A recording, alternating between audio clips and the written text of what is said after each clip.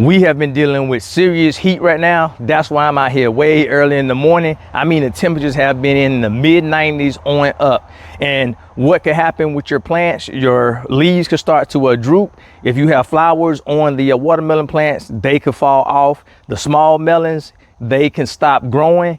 And you could have damage to your melon on the outer skin because of all that heat exposure. But before you start to pour all the water all over your plants, let me show you what you can do to take care of your melons during this heat wave. Now, I know some of you are probably saying, hey Bear, the watermelons, they love the heat and they can handle it better than most plants in the garden. Yes, they do love the heat, but we're talking about extreme heat mixed with dry soil, inconsistent watering, lack of moisture, and if you're growing in a raised bed, that heat mixed with that, wow, watch out. That's going to cause a lot of stress in your plant. But the good news is I'm going to give you 7 tips that you can do in your garden right now to make sure that you protect your watermelons and have them growing in this extreme heat, getting monsters. Now, if you're in watermelon wars, let's go ahead and go on to another video. All right, let's go. First thing you want to do is come out and check your soil. Don't just go ahead and assume that it's dry, or if you look at it and say, hey, yeah, that looks dry. No, come out here and physically check. And the way how you do that is, my stump is right here. You want to make sure that you're far away from your stump. So I'm gonna move several inches away. I'm over here in the corner. All right, so what I'm gonna do is I'm gonna move my mulch first, and then I'm gonna take my finger and I'm gonna go dig way down into the soil, at least 4 to 6 inches. And I'm gonna say it again, remember, make sure you're away from the stump. Don't go doing this around the stump. And if I feel that it's nice and cool and it's moist, then I know I don't have to water, I'm gonna leave it alone. But if it's dry and I can take it and I can squeeze it, and if it just drop out my hand like that, then hey, that tells me I need to water this bed. And remember, this is in a raised bed, so I know I come out and I water it a lot more than my in-ground. All right, so that's what you need to do. And just remember, don't go by looks. If you see your plant drooping down, don't immediately assume that you need water, because when it gets that hot, all the leaves are going to start drooping. And so you don't want to go with that guide. This is your best bet right here. Everybody asks me how to water. Use your finger and do what I just showed you. I want to take a minute to talk about one of the greatest watermelon growing guys around. Whether you're a beginner or you're an advanced like me, there's something in here just for you. I go over some of the most common issues watermelon growers face, like how to deal with the squash bug, if you have cracked melons, or if you have only male flowers, and much more. Everything is in here. And I talk about how to grow large watermelons, y'all. It is packed with a lot of information. If you would like to purchase this, I'll put the link in the description below, and you will have this forever. Even when I make upgrades, it'll be yours. All right, back to the video. The third thing you can do is keep the soil consistently moist. Now, the biggest mistake is letting the soil go totally dry, and then the next thing you know, you flood it with water. That is going to send that plant into a shock. So you want to make sure that you keep it consistently moist, because that's what the watermelon plants like, especially when it starts to set fruit. You know that fruit is growing rapidly, and so getting it dry and then flooding it and then repeating that is going to cause harm to that melon, and chances are it's going to stunt its growth, or it could even burst. Now, this is the reason why I brought you over to this bed right here.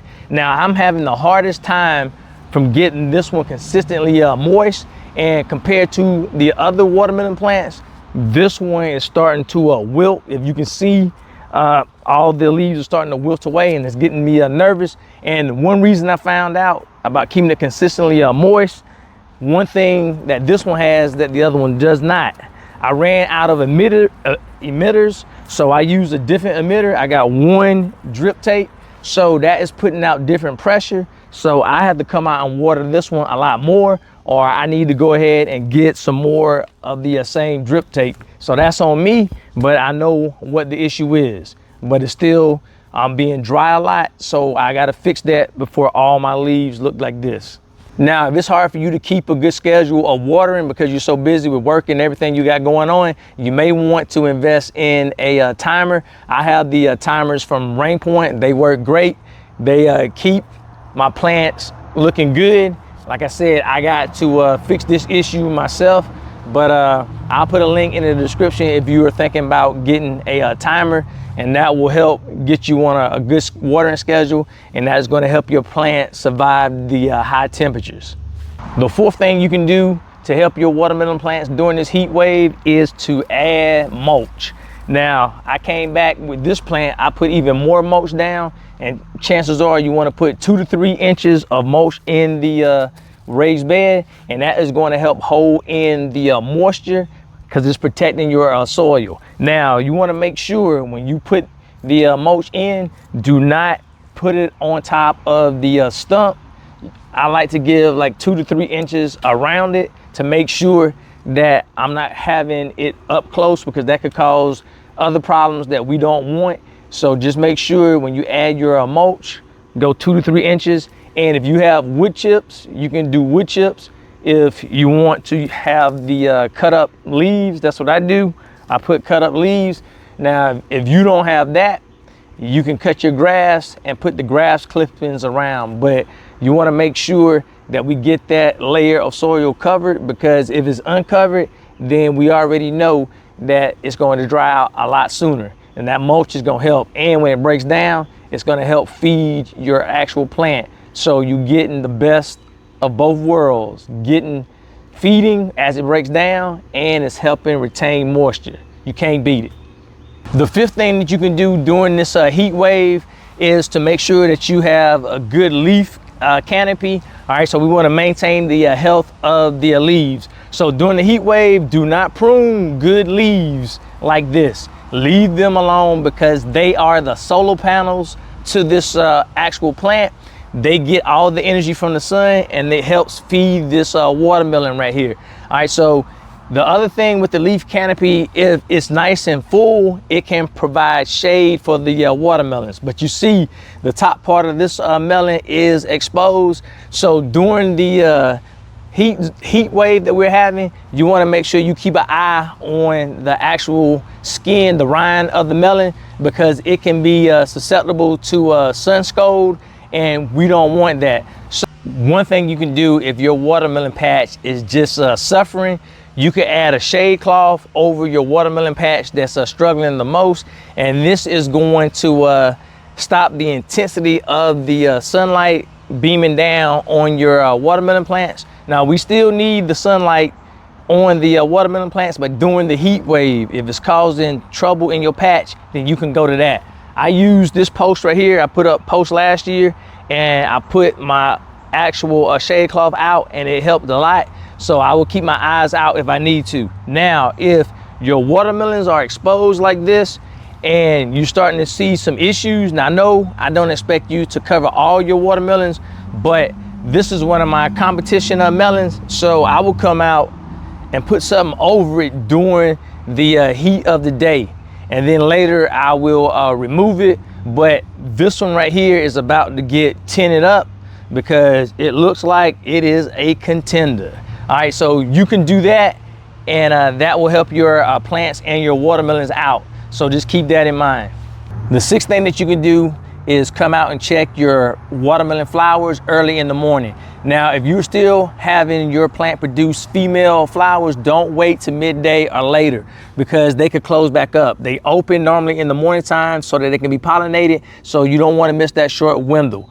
All right, if the bees are slowing down or your pollinators, then you really want to make sure that you come out here so that you can pollinate them yourself. I have one plant that is gorgeous, and guess what? It doesn't even have a melon on that took. All right, so the high temperatures can cause that. So that's why you want to come out here, and let's go ahead and come in close so I can see you how we're gonna pollinate it. So it's real easy to tell the female from the male flower. If you look, you see the fruit right here, and then you see the flower. That lets me know that that is the female flower. And the difference is we have nothing but a long stem right here. And so the flower has already opened. Just like I said, the female flower is gonna open for a little bit, then it's gonna close back up. So all I'm gonna do is pinch the petals away, because I want to be able to hold the stem so that I don't mess up anything. And so now all we're gonna do, let me bring this up so you can see it, is I'm going to rub the pollen inside just like this. I'm gonna rub it real good because I need this to go ahead and pollinate.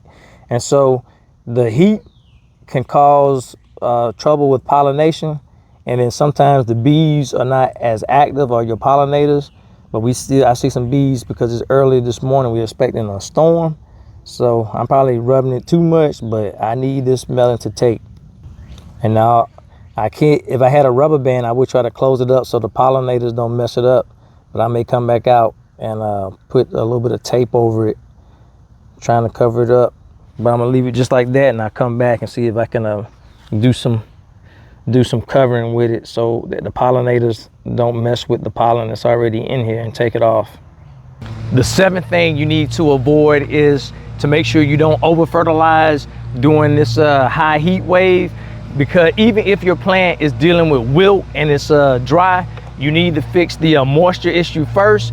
Don't think that fertilizer is going to correct not having it moist, so do that first. I'm not going to add a lot of nitrogen, because when you think about putting a lot of nitrogen down during this stage, that is going to promote more new growth, and those leaves are going to be nice and tender. And this is the time right now when I'm supposed to be putting on fruit, so that's why I always back off the nitrogen, and definitely during the heat wave. Now, if it is time for you to fertilize your plants on your schedule, you want to make sure that you go ahead and get it hydrated first, and then add your fertilizer so that it can move freely through the root system. But if it's your normal schedule, then go ahead and fertilize, but make sure you give it the water first so that your plant is going to help uptake those nutrients a lot sooner. Don't forget, if you need more help growing your watermelons, don't forget about my watermelon growing guide. It goes over feeding, watering, goes over yellow leaves, blossom end rot, and much, much more. I'll put the link down in the description, and it'll also be in the pinned comment. And I want to say thanks for the ones that gave me a 5-star rating on the actual guide. I put a lot of information in here, and it's packed, and it should help you out. I appreciate it.